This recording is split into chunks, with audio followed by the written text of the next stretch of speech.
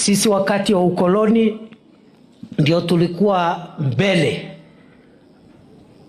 kupigania uhuru wa taifa letu la Kenya. Hatujaanza siasa juzi. Wakati wengine walikuwa wanafikiria vile watafanya na mzungu, sisi tulienda msituni kupigania uhuru wa taifa letu Kenya. Mambo ya mfumo wa vyama vingi, sisi tulikuwa kipaumbele kupigania vyama vingi na demokrasia katika sehemu hii.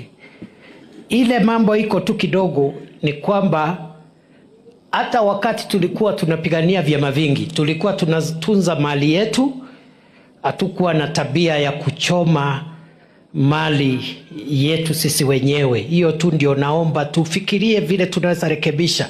Hata tukifanya siasa za tofauti zetu, tusiharibu mali, tusiumizane sisi wenyewe, kwa sababu kura itapigwa siku moja. Na baada ya kura, bado tutabaki tukiwa jamii. Haijalishi nani atashinda, ule atashinda akuwe kiongozi wetu. Ule atashindwa, angoje siku ingine Mungu atamsaidia.